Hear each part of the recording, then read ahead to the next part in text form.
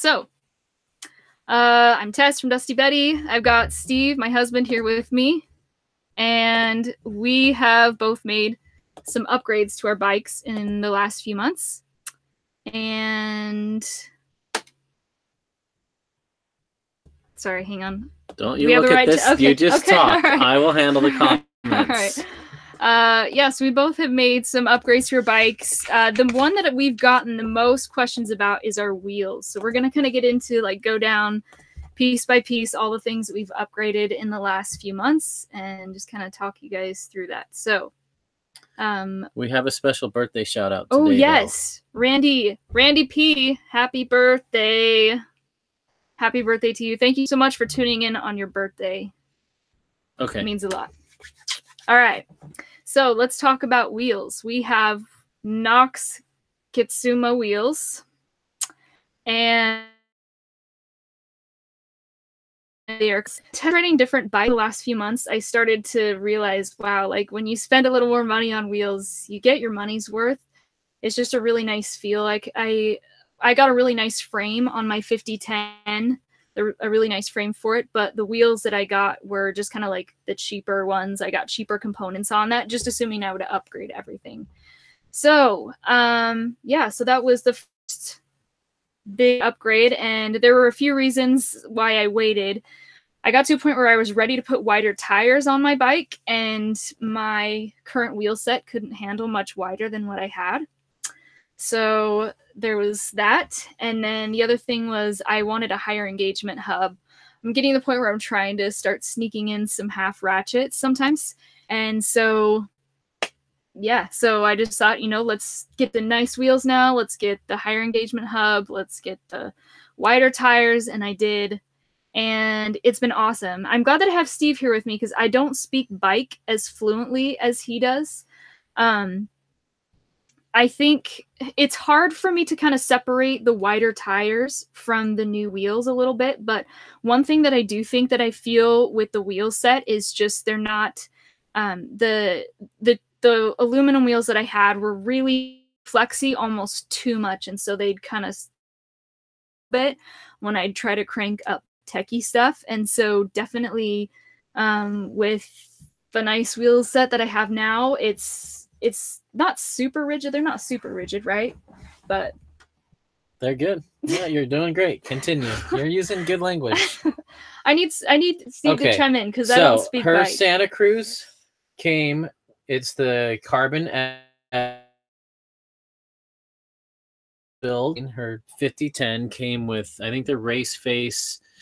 They're like 23 millimeter wide rims on Novatech hubs. And she was running Maxxis DHRs front and rear, DHR2s. 2.3s came stock from that, which are great for that bike. Now she's running the Nox Kitsuma carbon rim, 36 millimeter internal diameter with Project 321 hubs. And I tried to talk her into Onyx hubs, which are what I'm running. I'm running the same exact wheel as her, but with Onyx hubs. But tell them why you went with Project 321.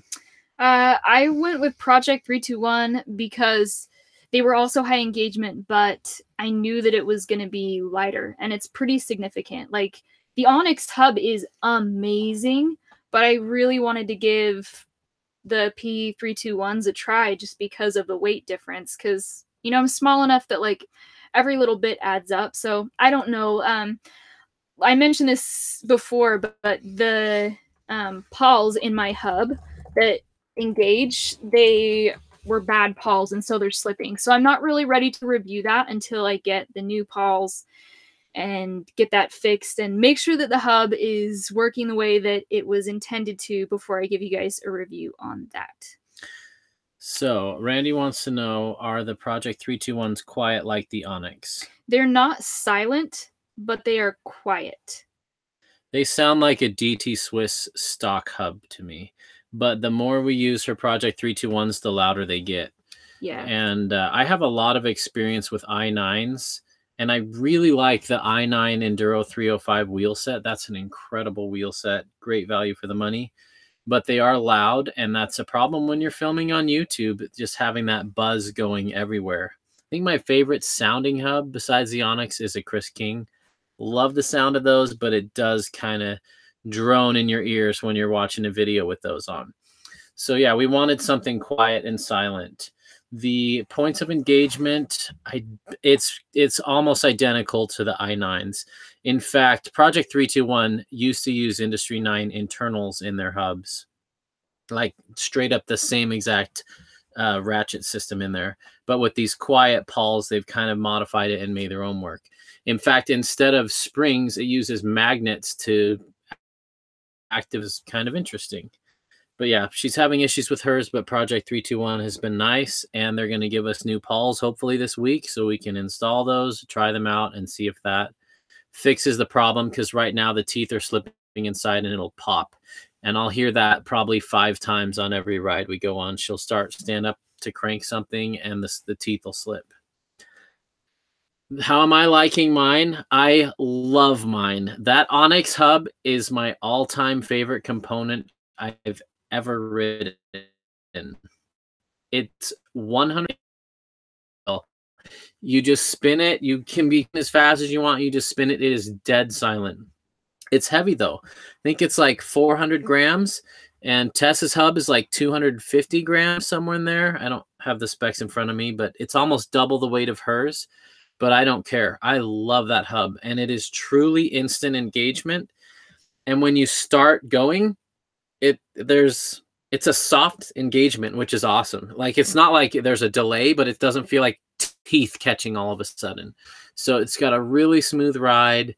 It's fun flying down the trail, totally silent, where all you hear are your tires, and you notice other little things on your bike. So the Santa Cruzes are super quiet, so we don't hear a lot of chain slap or cables bouncing around. It's a truly silent ride.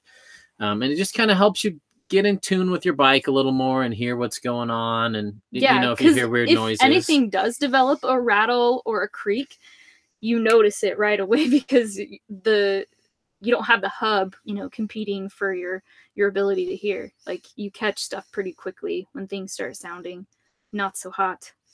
So 36 millimeter internal width is really wide. That's wider than most people are going. That's almost plus width, but I really like it. I've smacked my carbon wheels really hard, and so far no damage. I think if I ran a Cush core in the rear, I would never break these wheels. But I don't know. I feel like that kind of negates the purpose of getting light carbon wheels if you're just going to throw another 200 gram Cush core out there at the furthermost part of the wheel. So yeah, that stinks, but it's a smart investment when you've got such nice wheels. So I'm kind of torn on that, but I like the wheels. They're stiff side to side. I don't feel them flex, but they are compliant vertically. They ride quite similarly to my i9 Enduro 305 wheels, but they're actually even stiffer side to side. And we had these built up by Knox by hand, and they're awesome. Yeah. The wheels, the spokes are super light, and I almost wish they were a little bit thicker. I do hear the spokes ping from time to time. No, hear that spoke groan in protest when I hit it. Do you ever hear that? No, I haven't had that problem. I mean, I'm not riding as aggressively as you are, admittedly, but I have hit my rim once on the rear, and there's no damage or anything like that. So it seems to be behaving well, which is good. And I'll be honest, like, for me, because I don't have a ton of bike experience, I don't know if I could tell the difference in ride between a nice aluminum wheel and the nice carbon wheels that I have now.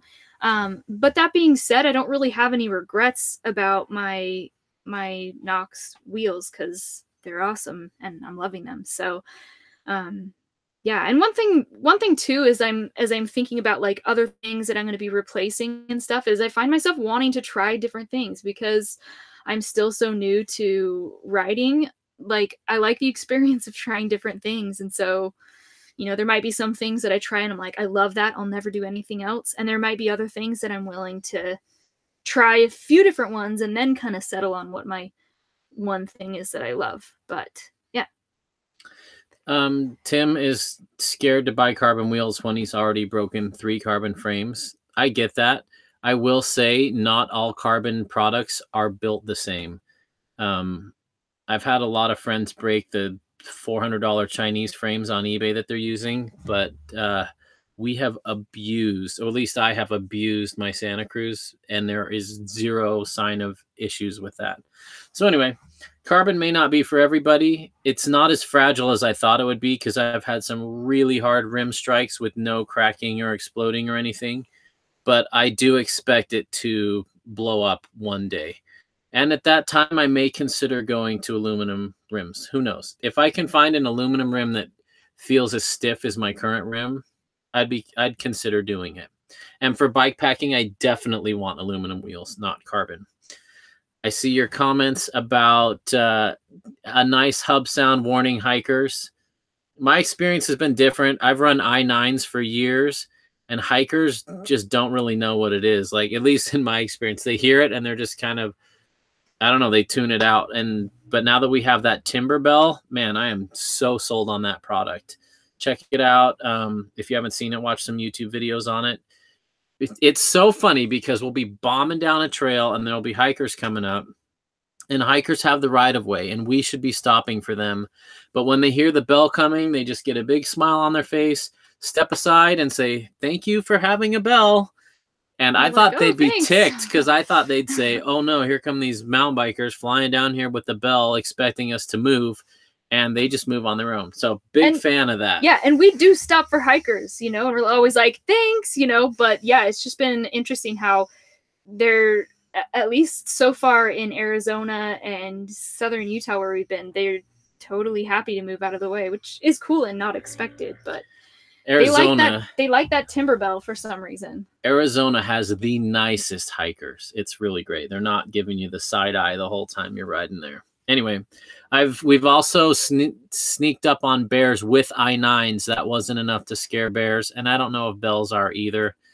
I don't know. That's scary riding in BC and seeing so many bears. Tires we're running on these. I'm running a 2.8 front because I have a Pike that's a boost fork, so I can run plus on it. And I'm running a 2.6 Recon rear, and I hate the Recon rear. In 2.5 months, it's almost totally bald, and it has never had good traction for me. I don't know if it's the rubber compound or the light sidewall casing, but I spin out on that tire on slick rock climbs more than any other tire. So I'll probably be going back to a DHF in the rear, or maybe an Aggressor 2.5 wide tread if I can find one. Yeah, so I right now am running a DHF front and rear. I've got 2.6 in the front and 2.5 in the rear. I'm also considering going to like a faster rolling tire in the rear, like the Aggressor. But I don't know if I'm going to miss that, because I really love having great traction in the back because we do a lot of techie climbs. So I don't know. I don't know if I will do that or if I'll just stick with the DHF because it's working so well. I don't know. But, you know, like I said, it wouldn't be the worst thing in the world to try something different just to kind of gain a little bit more experience that way. But I love running the wider tires. I love how they do just kind of like, they don't totally mute the trail, which is nice. It doesn't just completely eat everything up and deaden it. You can still feel what's going on, but it just kind of rounds out the square edge rocks a little bit. And so especially when I'm climbing, it's so nice. And well, I mean, going up and down, you can kind of maintain a little bit more momentum because it'll just keep cranking for you and you don't get stopped up on things as much. But yeah. So Manny wants to know if I'm still looking to swap the Bronson out. Probably, just because it's getting so worn out. I'm pushing 6,000 miles on that. I need to rebuild the fork damper. The dropper's starting to sag a little bit. I need a new cassette. That's going to be several $100s. And we're both kind of thinking, with how much we ride our bikes, we're planning on this being a new bike year. So that's definitely going to be a topic of conversation in the near future, is kind of what we're looking for in our next bikes. And yeah. That being said, I've only found one bike I like as much as my Bronson. For a short rider, I'm really struggling to find a bike that just has it all. The Bronson does, and there's one other bike, which you will see in an upcoming review, which one that is. We got to finish editing that video. Yeah. Some more good stuff to come. Question from New Start. Do you ever listen to music when you ride? No, because I'm almost always with Steve or with friends, and it just I don't know, like, I see other people who do it, and I was just thinking last week when we had a buddy who had earbuds in, I'm like, "Oh, that'd be kinda cool to have, like, a soundtrack playing in your ears," but I think I'd be a little bit nervous that I wouldn't hear something important that was going on. I don't know how valid that is, but I'm always with someone when I ride, so I don't usually mix music with nature personally, and I'm a musician. I get why people would, but I'm listening to music pretty much all day when I'm working. But being out in the mountains and out in nature, for some reason, I just feel like it kind of takes away something. That being said, maybe I'm just listening to the wrong type of music in nature, but that's why I don't listen to music. Have we been able to do more rides with Fender along, or is that rare? We try to take him out once or twice a week if we're not doing a ton of mileage, but um, we can't really take him out back-to-back days. He does better if we, like, ride him, take him on a ride and then take him for walks for a couple days and take him on a ride and then walk him for a couple days. And then also if we're doing high mileage, we'll leave him behind. But it's pretty normal. Like, despite what you guys see, you have to remember that, like, we ride like anywhere from like 3 to 5 times a week, and we probably only film like once or twice a week, at least rides. So we take him out more than you guys think. I'll say that. He loves it. It's his favorite thing on the planet. Yeah. We just don't film a ton. Yeah.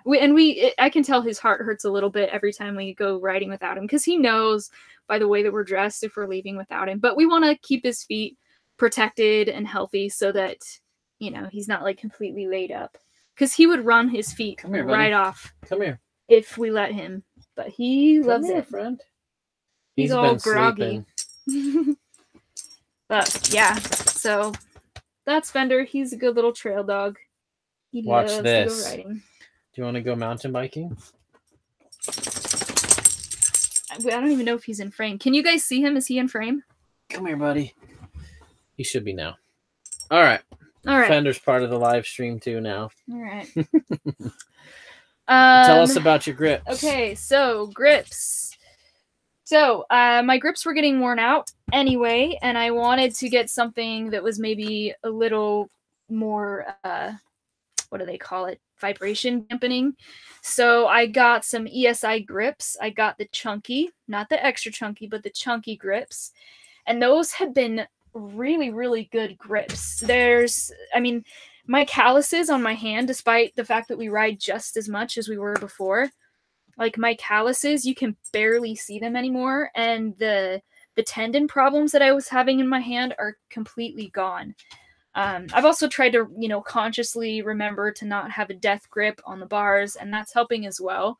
But I'm really loving the ESI grips. There's one thing that I don't love about them, though, and that is that they are not durable at all. Like, they're, is it silicone, and it's kind of like foamy. It's got like air bubbles in it, and it's just really fragile. Like, even if you gently lay it down, if there's a rock there, or I know I've chipped them like on trees and things like that. So even though I've only had those on for like 2 or 3 months, those grips look pretty beat. Now I feel like the price is pretty good, so to replace them once or twice a year isn't the worst thing in the world. But I do think I'm going to try something else next time. Would you get chunky or extra chunky next time? So if I was going to get ESI grips again, I think I might try the extra chunky just for the experience. Like, people who I've talked to who had them, they are so big, their hands get used to them. But I think I'd try the extra chunky just for the experience. But I'm really curious to try the ergo grips possibly next time, because that's another one that, in the context of, vibration dampened grips, it's another one that has been recommended a ton. So I may have to try those ones out next. And Steve also got new grips, but he got different ones than me. So tell him about your grips. Yeah. I should clarify. I know plenty about the old Capra, but I know nothing about the new Capra. I keep refreshing YT's page to see if we can get any details on what's changed and what the geometry looks like, but I haven't found it yet. My grips are the Pivot Team grips. We've demoed 4 or 5 pivots, and every time I'm in love with those grips. They're the WTB. I always get this wrong. The grip lock, or I can't remember, something lock technology, where they cut off the corner of your bars and the corner is super squishy. You either love those grips or you hate them. I love them. The outer diameter is big, but it's like there's 2 diameters. It's like a honeycomb, like a Vans and like Vans shoes. And when you squeeze down, the big ones conform to the small ones. Anyway, I still have calluses on my hands. Those I think are going to be with me the rest of my life. But the arm pain and arm pump and my pinky going numb on like 6-hour rides, that is 100% gone with these grips. I love them. They're not the softest grip ever, but that corner, I put a lot of pressure on the sides of my hands when I ride on that outermost edge of the bar. Huge fan of those. And I really like those grips too, but I wasn't willing to get them because I knew I wanted to try a few different grips in the next little while as I go through grips, and it's just such a commitment to put those on because you do have to. Yeah, those are the only grips a little bit. They're the only grips I can use now. I've ruined my bars for anything else, but I don't care. But you love them, so it doesn't really matter. Yeah. I was just looking at Joe from Trail Features comment about when they go to Walnut Creek without your dog. I forgot you're from Walnut Creek. We're from the same area, so we got the same old stomping grounds. Do you ride with or without gloves? I ride with gloves. Yeah, like I know some people take them off on climbs, and I don't know. I haven't tried that in the summer heat. That might be a nice way to go, but I usually just wear them because I would just forget to put them on when I started going down, and then scuff a knuckle or something like that. But I usually just keep them on just because it's easy. I always wear gloves too. Yeah. Okay. What else? Pedals. So I went from having Race Face Atlas pedals, which are aluminum, and I wore those out. The spindle was kind of getting some play in it, and we're in a trailer, so every time I move, like the whole, I'm sure your guys' camera view moves. Anyway, so they were just getting worn out. The pins were getting kind of worn out too. I was starting to slip, so it was time to get new ones. And I decided to try the Chesters because I've heard so many good things about a lot of the composite pedals. So I thought I would try them. And again, I don't speak bike fluently, but really, like, just a lot of the same things that I had heard about composite pedals have been true. That they, with just slight pedal strikes, they do kind of glide across the rock a little bit easier rather than kind of being like, jarring you the other way, which has been really nice. And I like that they're like a solid molded composite color, so you're not scraping through, well, at least I'm not scraping through paint to aluminum and then they look all scratched up. They don't show the wear as bad. And it's funny because, like, I'm always, like, scared of pedal striking because, A, I don't want to ruin my pedals, and B, I don't want to chuck myself off of them. But Steve is always telling me, he's like, if you will try to ride up this techie stuff, I will buy you as many pedals as you can go through in a year. So he's always like, I don't care if you scratch them up, but I do feel better having ones that don't show the scratches quite as easily. Makes me feel less self-conscious. Tess has an irrational fear of getting a pedal strike and getting launched 40 feet from the bike on like 1 mile an hour climbs that are technical. So she'll hold off if she might strike a pedal. And I'm like, just strike them. Well, no, but I mean, the thing is, like, with some of these techie climbs, I think the other thing is, like, a lot of these you really have to commit to. And if you're going to step off on some of these climbs, there's really only like one safe place to do it. And other than that, there may not be a place to put your foot. And so I think a lot of times when I get to that like one spot, I'm like, I don't know if I can push through those last 3 feet. And so I put my foot out where I know I can and just kind of like mentally quit. But I'm getting better, but it's funny. Thing. We all have irrational fears, and she's especially doing great. Me. She's doing great. So I did a recent experiment with my Chesters. I bought new race face, and it was $20. It's $10 per bag, and each bag has 10, and that's only enough for one pedal. So I paid $20 to replace all my pins, and it was not worth it. We try not to throw things away before they're used up, and we try to, not discard things that still have value or even and still have at use. least resell things if we can, Yeah, I mean, it'd be great to just buy new pedals every year just cuz, but we try not to be wasteful. So I thought I'll just swap my pins, and about half of the pins came out okay, and the other ones didn't. There's a little nut in there that's held captive by the plastic, and when you unscrew it, the nut would spin because my the threads on the pins were so jacked up they couldn't thread back out. So it involved drilling out some of them. It was a big pain, and now I have worn out pedals anyway. But I'll get another, who knows, 6 months to a year out of them. So when they cost $45 on sale, it seems kind of silly to spend $20 on just new pins. Anyway, kind of an interesting experiment. Next time, I'm just gonna get an entirely new set of Chesters. I do like the Chesters. Would you ever try 1-ups? Sure. Yeah, I'm not. Yeah.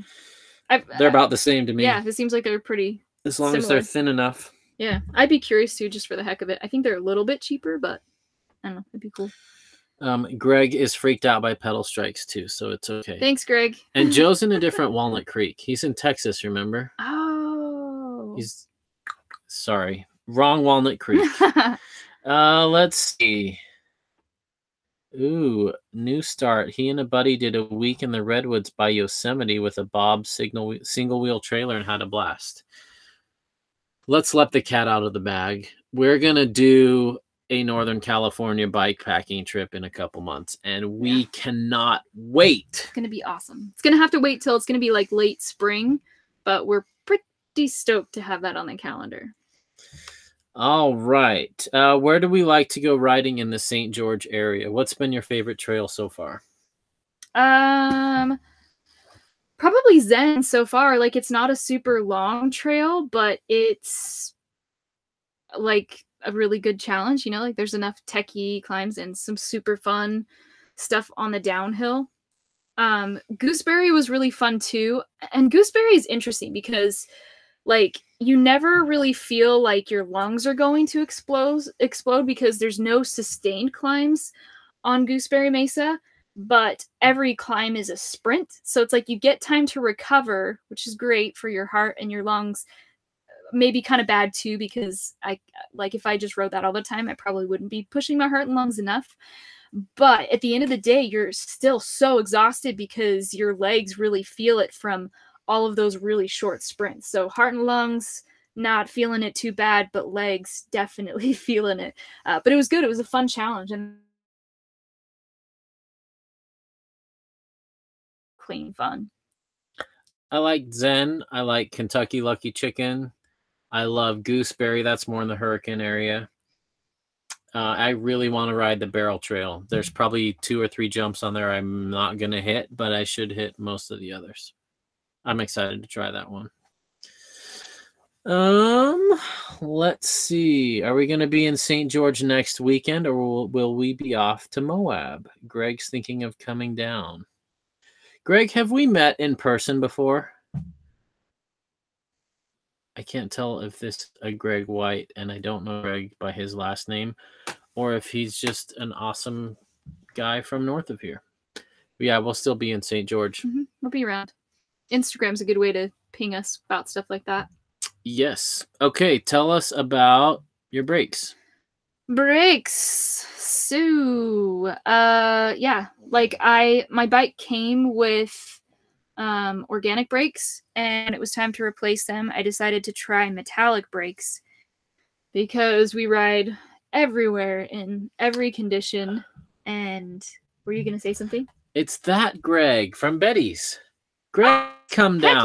Yes, totally. Please come down. Yeah. Sorry, I didn't recognize the last name. Sorry, didn't mean to cut you off. Oh, that's okay. Finish your thought.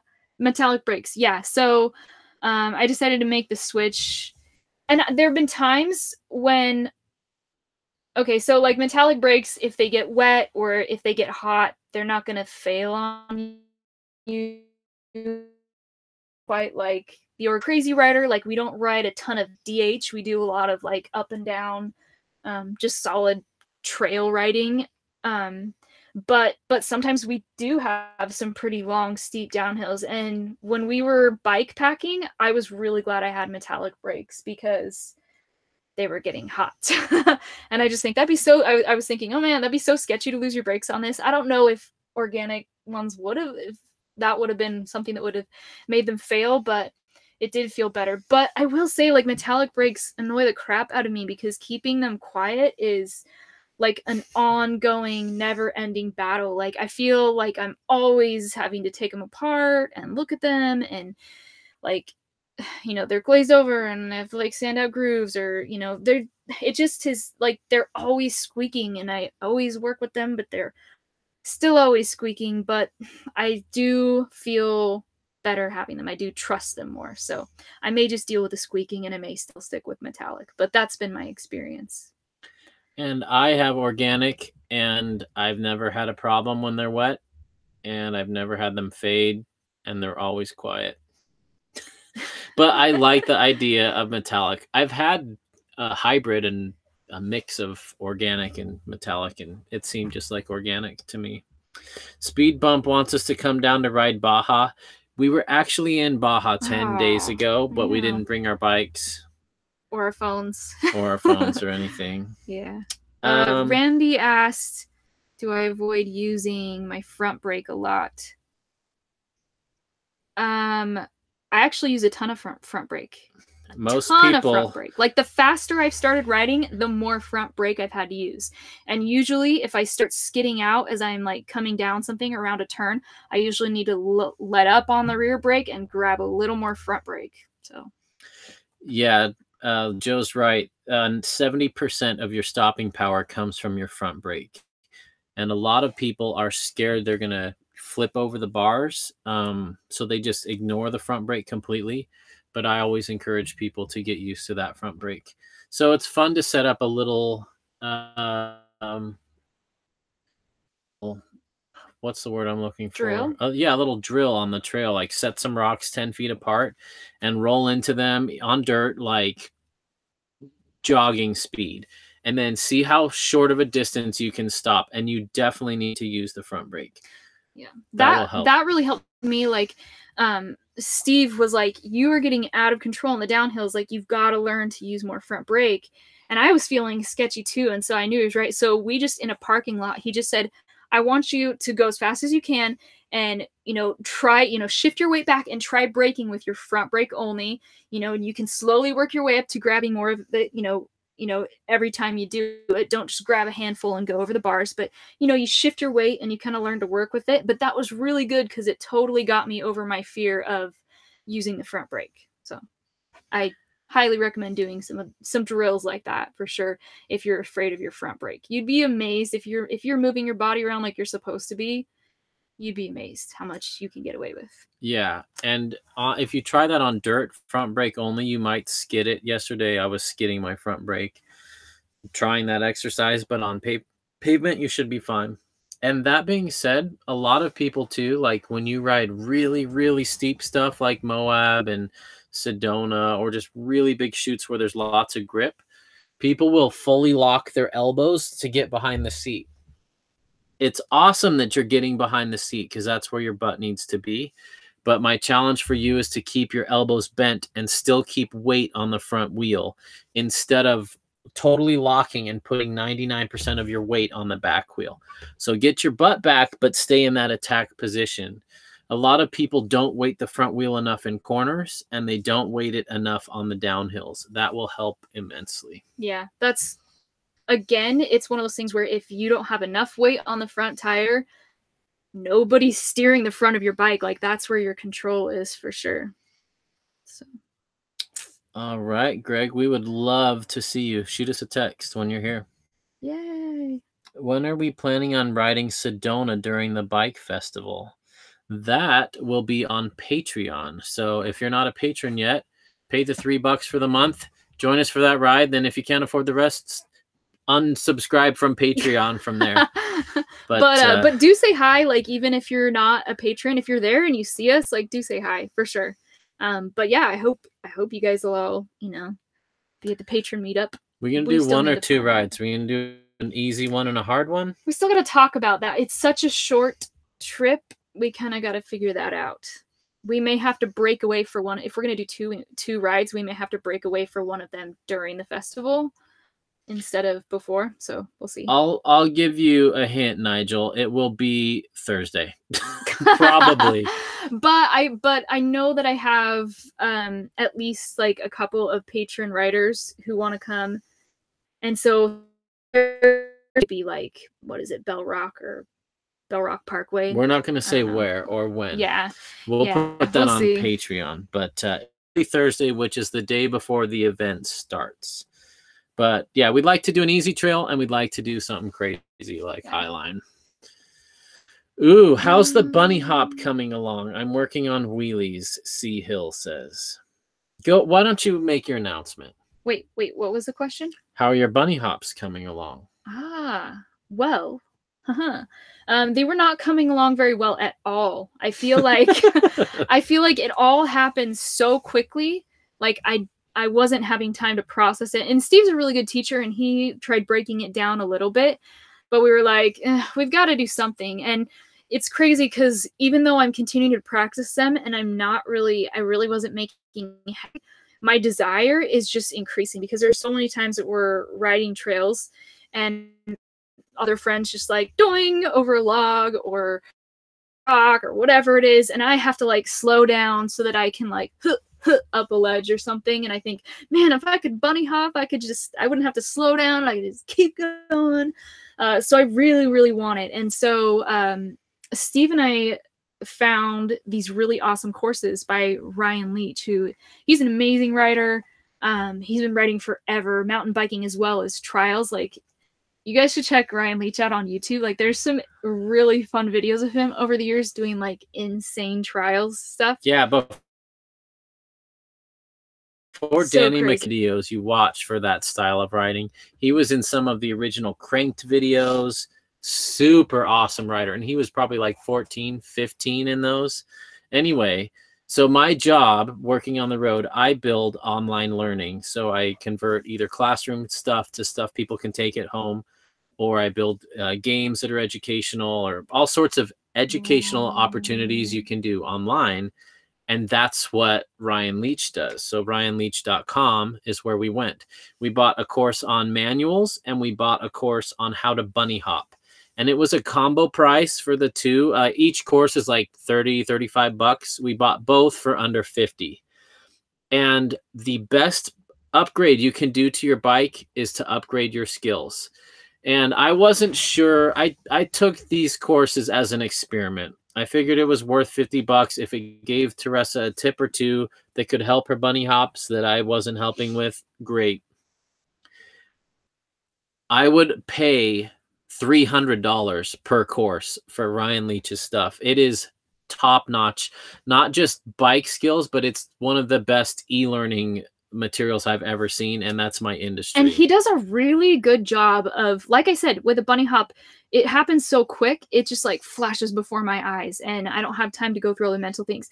But he does such a good job of breaking it down into smaller skills that you can practice, and you slowly start to put them together. So I've only done like 2 or 3 sessions like practicing these, but already I'm noticing the difference. Like, okay, this is what's gonna like actually help me get the bunny hop. And so I love it so much, and Steve and I both believe in it so much. Like, we contacted him, and we are going to become ambassadors as Dusty Betty, because I want to bring that to more of you guys. So stay tuned, and there'll be more on how that's going to work. Like, I'm going to be going through courses, and you guys will have the opportunity to like follow along with me if you guys want to take courses with me. And yeah, but I will say, yeah, it's so true. Like, the best money you can spend on your bike really is the money you spend on coaching, on skills. That makes a really big difference. So I'm excited because I'm actually going to learn to bunny hop this time. So the hardest part is practicing and like being consistent, because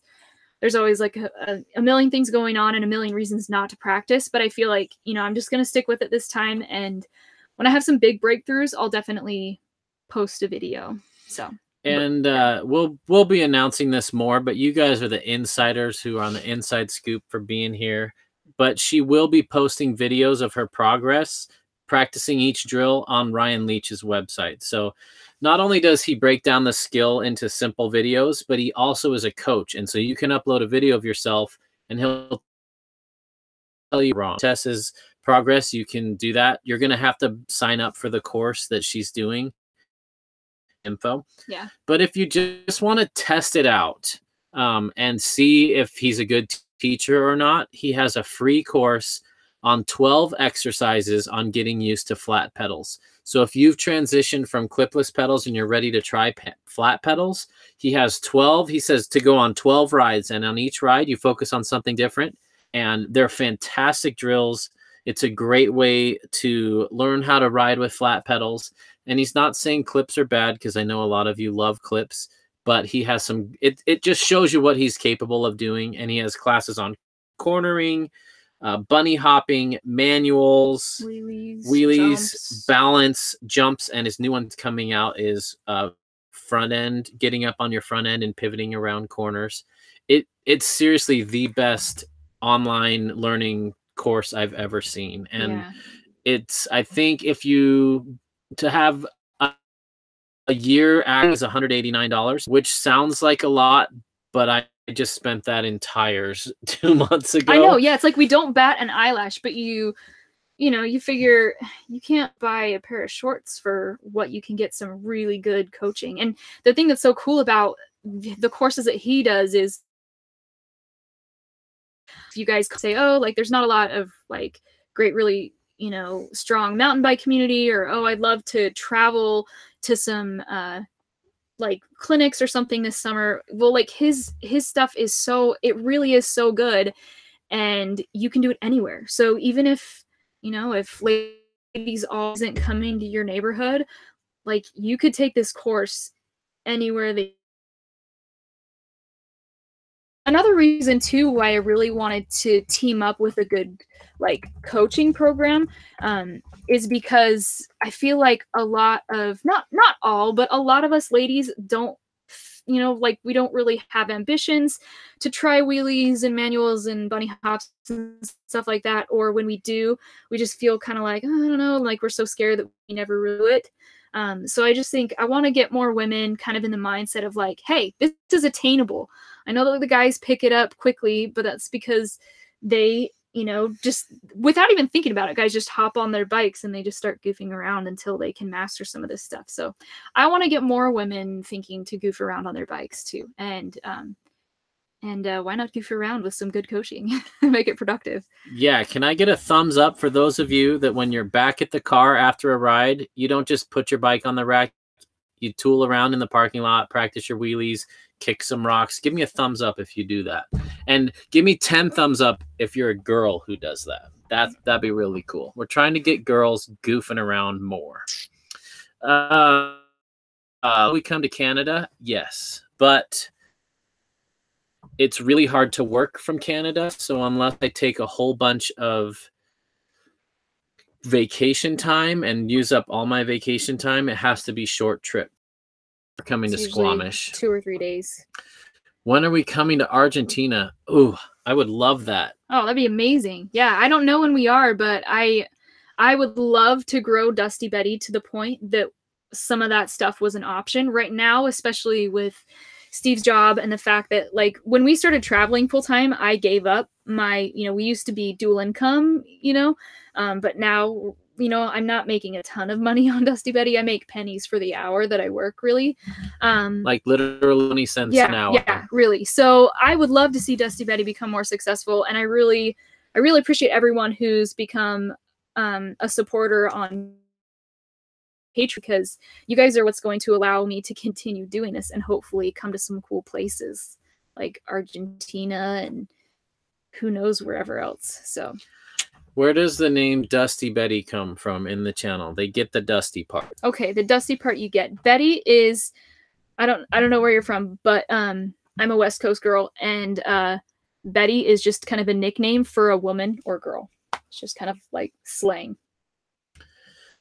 All right, catching up on the comments. And the other thing too, I will say about the Betty thing, I wanted the channel to be something that could refer not just to me specifically, but to other women as well. So like, I'm a Dusty Betty, but any female rider who's out there getting dusty is also a Dusty Betty. So like, it's kind of builds up that side of the women's mountain bike community. So yeah, we need a nickname to call the guys who follow Dusty Betty. So if you guys have any brilliant ideas that you wouldn't be ashamed to be referred to as, let us know. Let us know. We want to call the girls Betty's and the guys Dusty somethings. Pacific Northwest this summer, yes. See, Oregon, Washington, Squamish. We want to do Chuckanut. We've never been there. Yeah, well, we've Bellingham, driven through, but yes, Pacific Northwest, probably June. I'm just her schedule on. Okay, I think I got a little bit, but it's still kind of loosey goosey. Like, we don't know exactly where we'll be and when. So I think I may have some destinations, but I'll try to get more info on there for you guys. So anytime you want to know where we're headed, definitely go to dustybetty.com and go to the tour page. All right, we got some goofer offers and some not goofer offers and some female goofer offers. Yes! Awesome. Bike pack to Argentina. The goal is, well, the goal's always changing, but we would love Dusty Betty to be a job one day and to be able to fund adventures and bike pack all over the world. Yeah, that would be Who knows amazing, if it will happen, but we're working our tails off to make it happen. Yeah. Tess probably works 10 hours a day, filming, editing, reaching out to people, answering emails, and she's working so hard.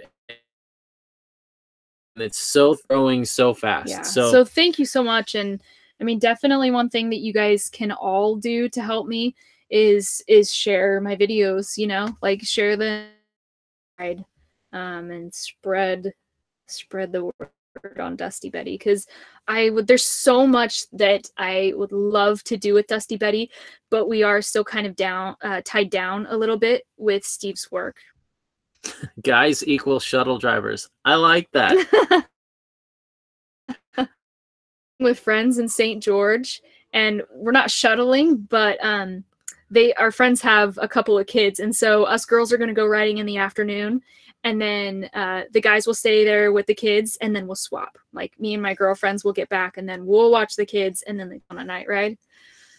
Yeah, should be good. Dusty Bobbies, Dusty Bra. Okay, I like that.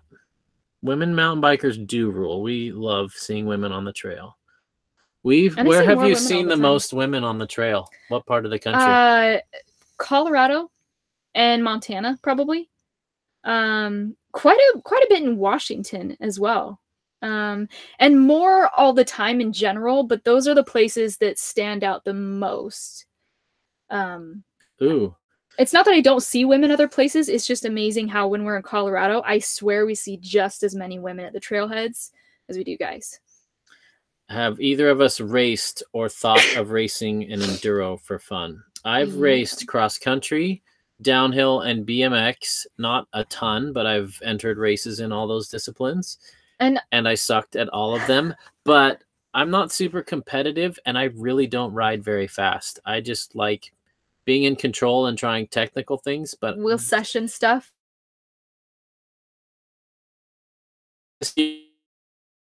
Like Steve, I'm not super competitive, so I'm not interested in a career in it, but I do think it'd be a really fun thing to do. So can I say what one I'm going to do? Okay, so I'm going to enter a Sturdy Dirty. So check out, Sturdy Dirty online. And they have like all different categories for like women's. It's an all women's enduro series that's done by Rome Events and I think a few other partners.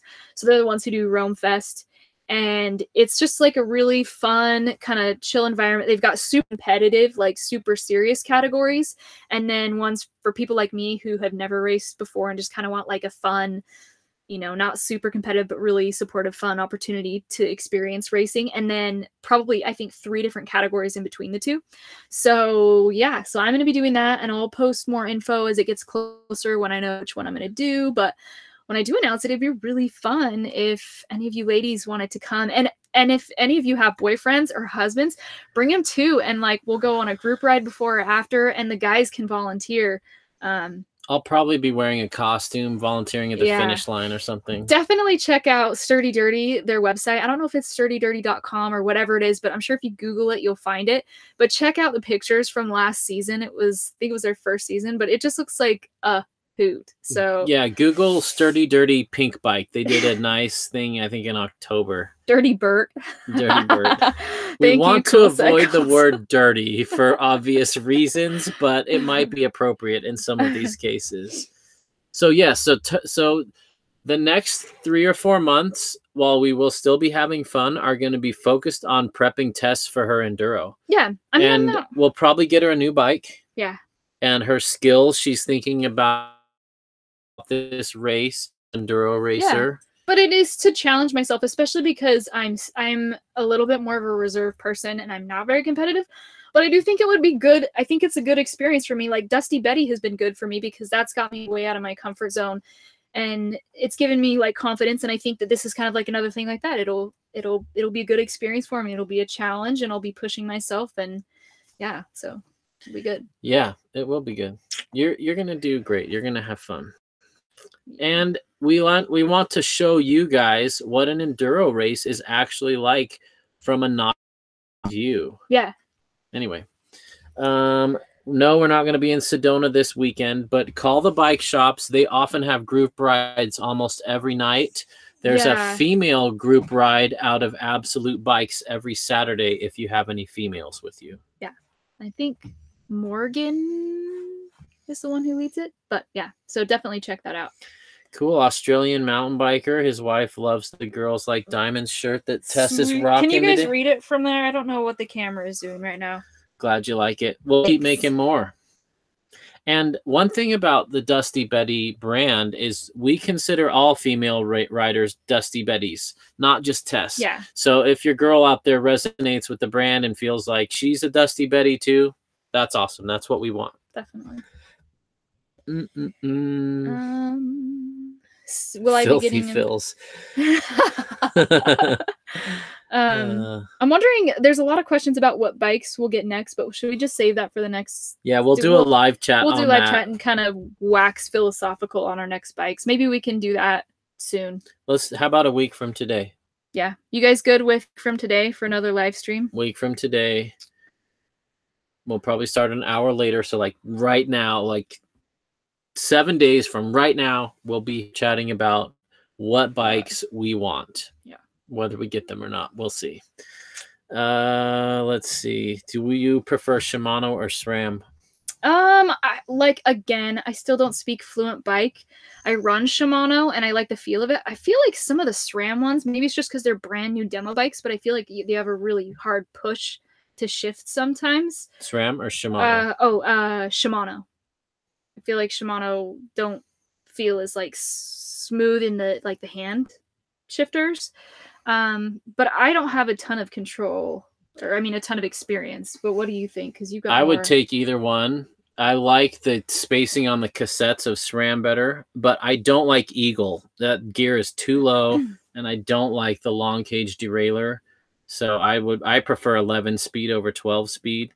I love on Shimano the double click down on when you're shifting up to a higher gear. I love that. But I like SRAM better. I think Eagle could make sense in certain places. I feel like for most of the stuff that we do, it does feel a little bit too spinny. Like when I've demoed bikes that had Eagle, I'd kind of go into that and then be like, that's too spinny. I'd never go into the lowest gear again. But I mean, I could see, if you live somewhere with like a crazy ton of elevation, I don't know, maybe if you lived in the mountains in Colorado or bike packing, it'd be kind of nice. I don't know. Yeah, I'd rather just run a smaller front chainring. Yeah, if I had a dedicated bike packing bike. It's a big tooth on the back, but the biggest downside is that derailleur's got to have a longer cage than an 11 speed, and so it's like an inch from the ground. Now, I don't smack my derailleur, but I like the way short cage derailleurs shift anyway. So I prefer SRAM, but we're probably going to be building up our next bikes piece by piece, and Shimano's like half the price. So will probably go Shimano for that reason, because I can't afford SRAM unless it comes on a bike. And it's crazy how much cheaper. Like, I always joke, it's cheaper to buy the frame you want than to buy a YT Jeffsy, strip the Jeffsy, put all the parts on the frame you want, and sell the Jeffsy. And it'll, even if you don't sell the Jeffsy, it'll be cheaper than if you bought all those parts new to build up your new bike. Well, and it's crazy for me to look at some of the bikes that I like dream bikes if money were no object. I look at the cost and I'm like, you could buy a motorcycle for that. Like, it's crazy how bikes are priced. And I'd love to swap all my parts on a new frame, but all my parts are worn out. That's what needs replacing more than your frame. Yeah, I could ride my frame another 5 years. My frame it's got paint chips and stuff, but it is solid. But I mean, definitely we'll talk about it more next week. But my bike is starting to get, worn out as well, but I'm also ready for a different kind of bike too. So Jacob, do we want to get him a new bike? We do want to get you a new bike. We want to so bad.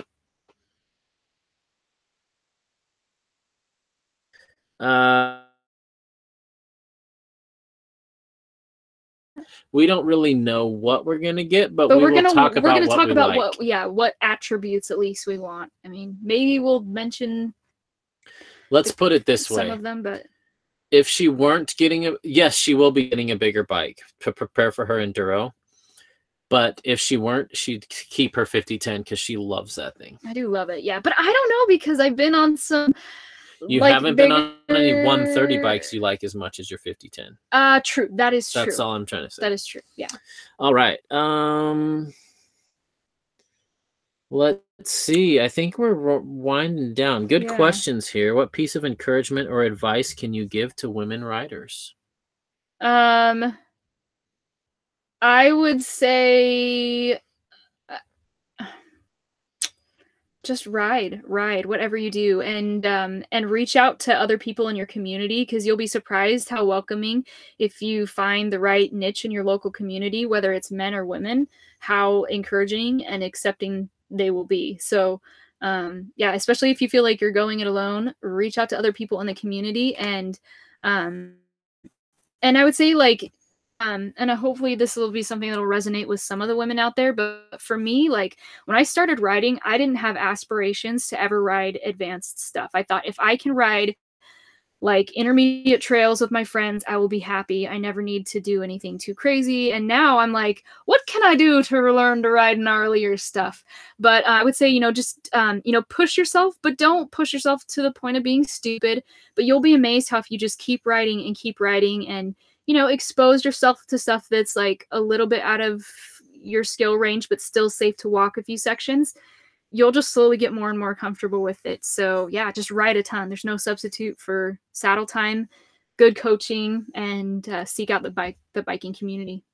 And don't ride with guys who are jerks. Yeah. And by that, I mean, don't ride with guys who leave you in the dust and ride way ahead of you and then just wait 10 minutes for you to catch up, or who take you down things that are too hard. There's no rush to ride harder stuff. Stay on easy stuff and have fun. This sport's all about getting exercise and having fun. The progression will come. And if you're frustrated that your skills aren't where they need to be, take a clinic or focus on skills. You're going to like tomorrow's video. Tomorrow's video is all about little things you can do at your house to get better. I don't want to say more about that, but you'll see it tomorrow. Hello, Adam. He's been watching while riding the trainer. He and his wife love watching us. Thank you, Adam. Yeah. Let's see. You guys are awesome. I know. This is a fun way to spend a Wednesday night. Absolutely. How did we meet? Ooh, that's a long story. We will save that for another one. Yeah. Oh, but kind of a fun thing, just because like we're here chatting, kind of winding down. So Steve has been riding way longer than I have. He started riding in his teens. And because we're going to be in Northern California, kind of close to where we grew up this spring, Like, one thing that I'm looking forward to is we're going to try to pick at least 1 or 2 trails that Steve rode growing up, and I'll get to ride them with him, which will be super fun. Yeah, because that'll be I didn't awesome. ride back when we lived back there. We met in California, but I wasn't riding back then. So Jacob, you are spot on. How to get better advice for women and anyone else is to session. yes, and it's interesting because I have so many female friends who don't like to session. Like, they just feel like they're holding up the group, which I mean, I can totally relate to. Like, they feel like they're holding up the group, or they don't want people watching them. But you just have to find the right group of people to ride with. But sessioning is awesome, and it's really how you get better. Like, it feels so good to like try something like 3 or 4 times and finally make it up. Like, you realize if you take a couple cracks at something back to back, you're like, hey, I totally did have the skill to do that today. Now, it's also been hard for me because like sometimes I'll do like 5 run-ups and it still doesn't go awesome. But it's okay. I'm giving myself the exposure, and eventually that starts to pay off. Sessioning means taking. Oh, thank you so much. Oh, thank you, Cool Winner. Thank you. Sessioning means taking a short section of trail and riding it over and over and over in a short period of time. That even the guys I ride with, I probably bug most of them because I session on every trail ride and I'm never the fastest one down, and I'll see a really hard section, and even if I clean it the first time, I'll go back and pick another line, and that's what I ride for. And so I'll just get back up, I'll session up it, I'll session down it, I'll that is the joy for me. And when I finally, one day I was riding Captain Ahab and I said, I'll bet I could ride this whole trail. Then I told myself, I am not going home until I've ridden every section of this trail. So then it became like a puzzle, and I would see something and say, man, I've got to find a way down that. And it would force me to find a line that before I would just ignore and say, I'll ride it next time. So I'd find the line and then I'd ride it, and I'd almost get it. Then I'd go back up until I got it. And that day I rode all of Captain Ahab with many attempts. But then the next time I came back to ride that trail, I cleaned everything first time. And that's just how I ride. I just session stuff, and that's where I have fun. So that's another great piece of advice. Nice. Was that Jason that said that? Jacob, thank you so much. All right, let's see. Dream bike is a Santa Cruz Tallboy. Those are cool. It's not slack enough for me, but it is a fun bike. That doesn't mean you shouldn't do it. Let's see. For women I've rode with and starting out, I would say get familiar with the bike, like rate, pressure, gear selection, dropper post, spot on. Yeah, and even if that means like riding around on pavement or parking lots, like, you know, especially for women who are just getting started and they're not used to, even if you're used to riding road bikes, shifting is very different on a mountain bike. So yeah, take some time to do that, maybe even before you hit the trail, I would say. Yeah. And I would say how he's saying get used to like pressure and all these things.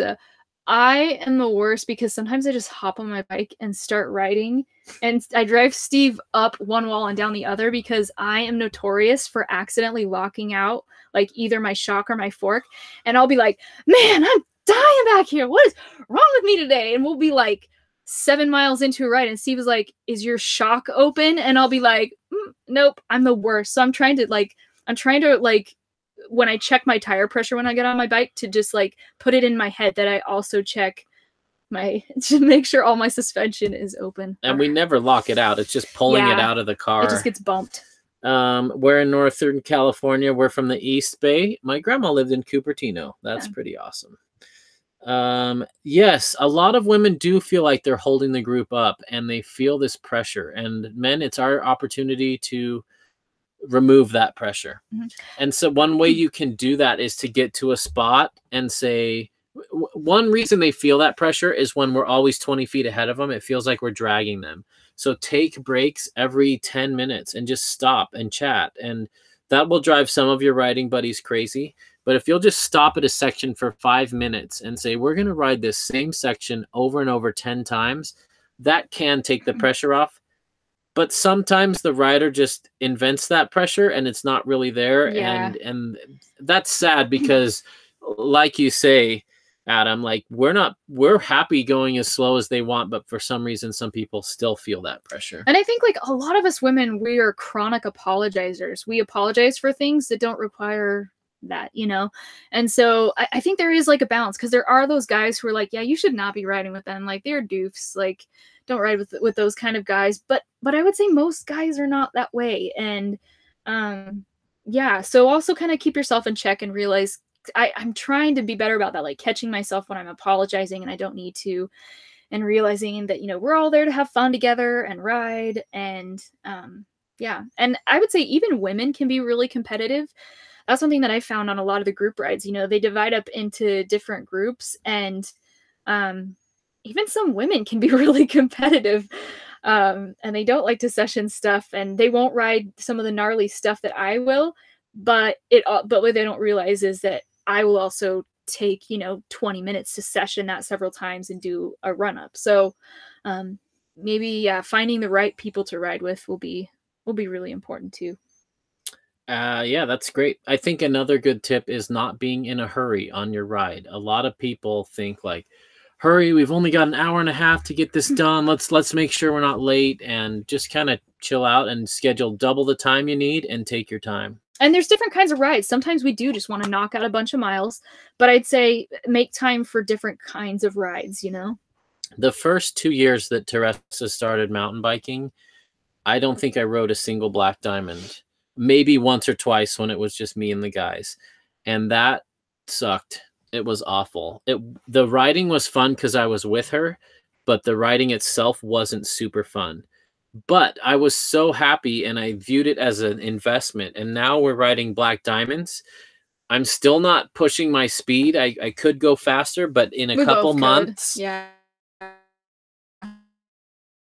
in a couple months, I'll get there with me. And that's such a great feeling. But it did take a couple years to get there, of just being patient and not being ahead of her, not getting frustrated, not pushing her if needed, not giving her too much advice. Yeah, and not like, I so appreciate that. In fact, last week, like, it kind of, I was thinking about it, and I was thinking of, because we're back in St. George, and one of the first trails that I ever rode was in St. George, and it's a really easy trail, and it seemed super hard to me then. But now I'm like, oh my gosh, like, I was like, babe, thank you so much, because I realized you rode a lot of trails that were so boring to you. But I really appreciate it, because I wouldn't have gotten into mountain biking if I wouldn't have gotten into mountain biking if Steve hadn't helped me into it. So, well, it's funny, her story. We'll have to tell that on a video one day. But yeah, I tried to get her hooked for a couple years. I even bought a hardtail that she could ride when I wasn't riding it. She went on a few rides to humor me, but it never clicked, and I just gave up on getting her hooked.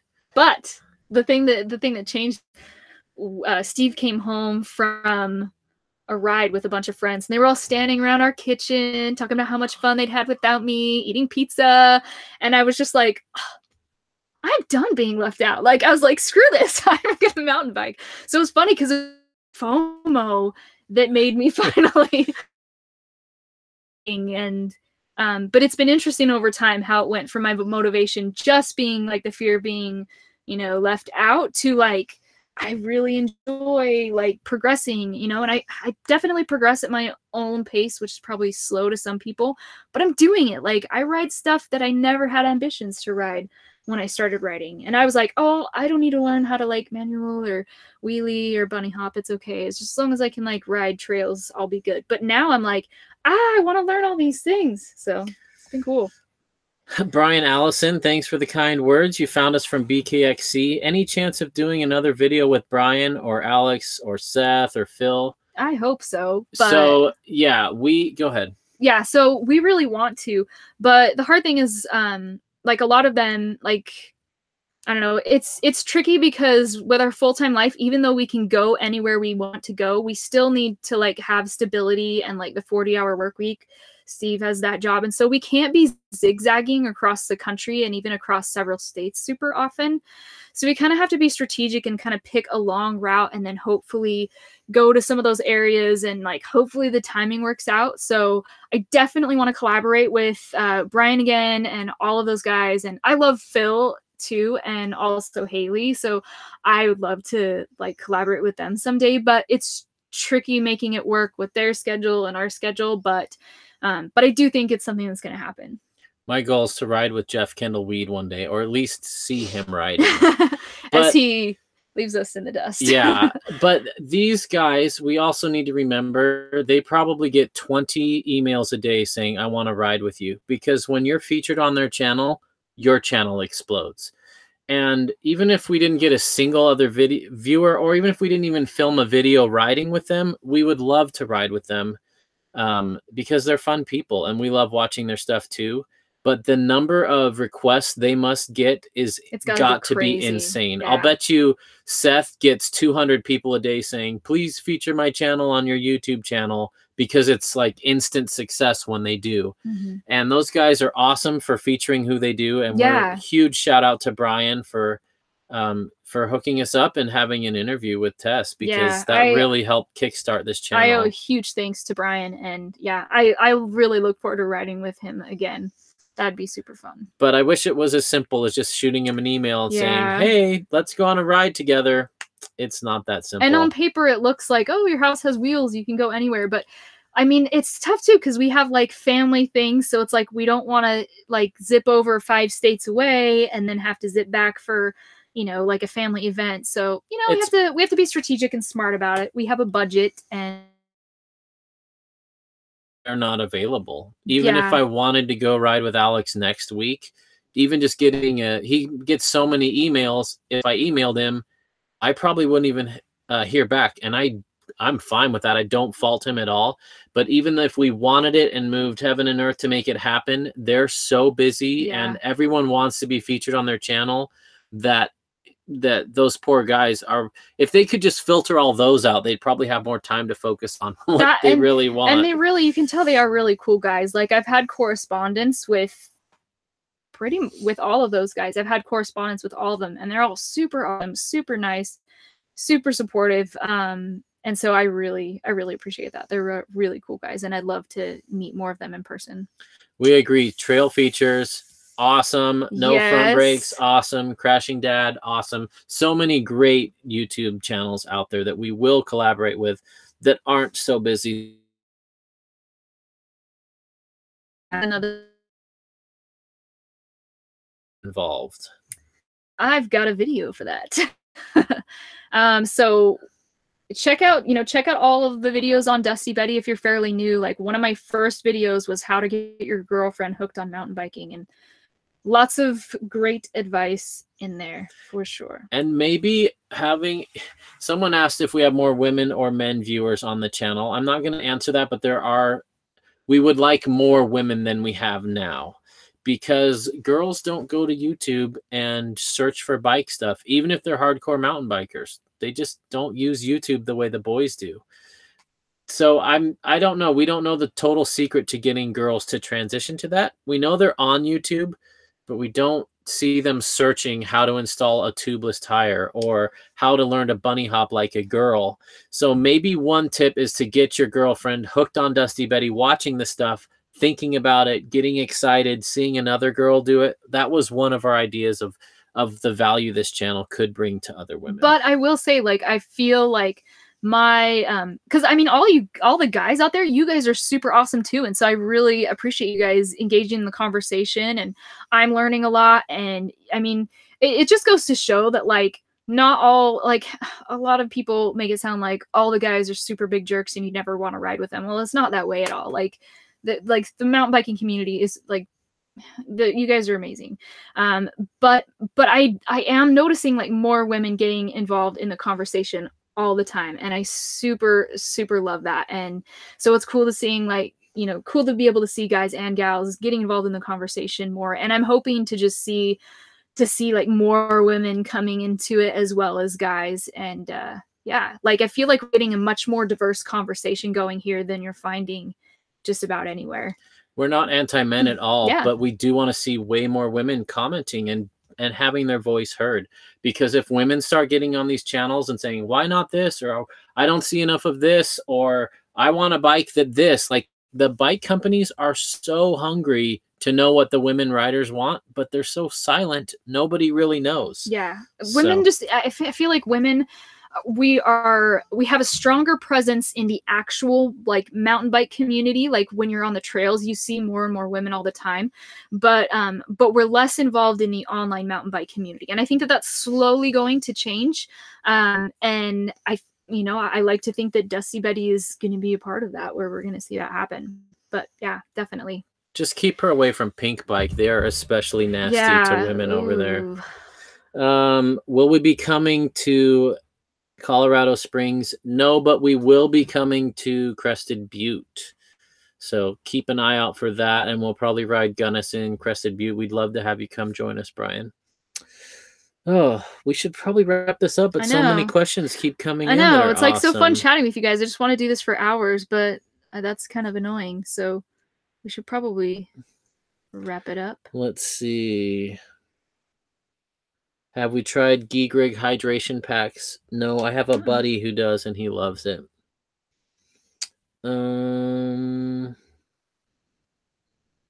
Let's see. Kingdom Trail. I'd love to visit Kingdom Trail next summer. I would love to visit Kingdom Trail too. When we go back east, we have to do that because that is definitely the #1 suggestion we get for that region, kind of in the Northeast. Hey, Melissa. Thanks for listening. Yay. Hey, Melissa.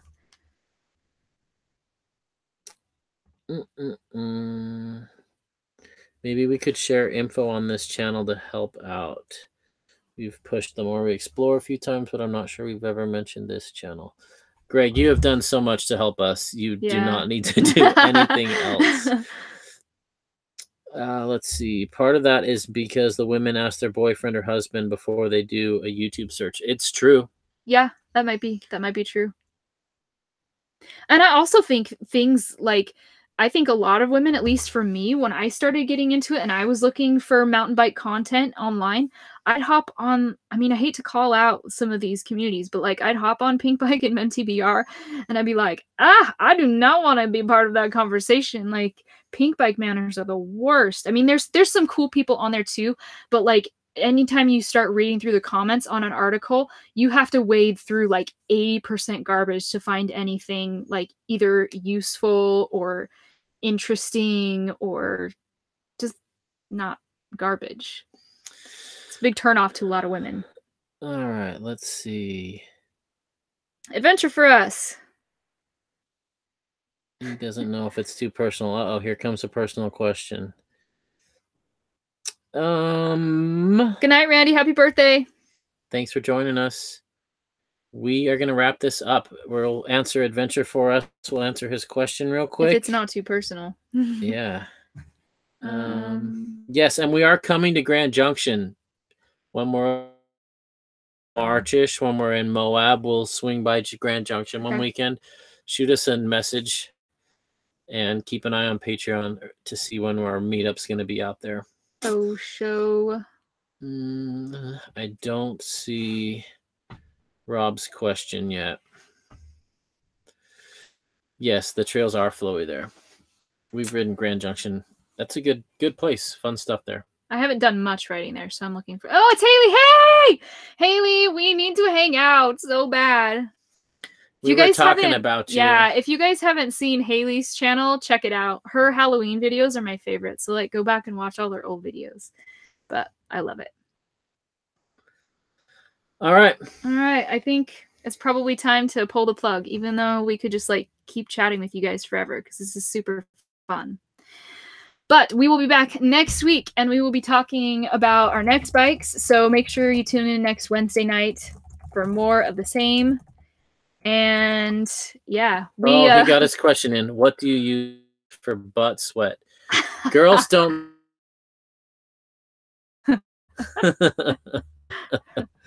I like the butt butter chamois cream on really. They come in little purple packages. I like them on long trips, but I just like riding until your butt doesn't hurt anymore. Yeah, for me, just staying clean and putting a new chamois on every day is usually enough, but I will say bike packing, I'm probably going to need some kind of butt butter. We'll see. It was Sonia, by the way, not Rob. Yay, Sonia. Thanks for... Yeah. Thanks. Yeah, Sonia, what's the name of the stuff you use? She just got a new good one. Next time will be 7. I think we'll shoot for 6 o'clock again. Let's do 7. Then the people on the 7? West Coast. Well, what do you guys think? Is this too early or too late? I know most of you are on the East Coast. Is 6 p.m. Mountain Standard Time better or 7? Baby wipes. Anyway, shoot us an email if you have a strong preference. It'll feel free to contact us through, any of my many social media outlets. You guys are amazing. This has been super fun. I'm excited to talk to you guys again next week. And come here, Fender. Let's say goodbye. We've probably been. I realize I've been leaning forward, and now that I pull this window back up, you've probably been seeing me from the nose up.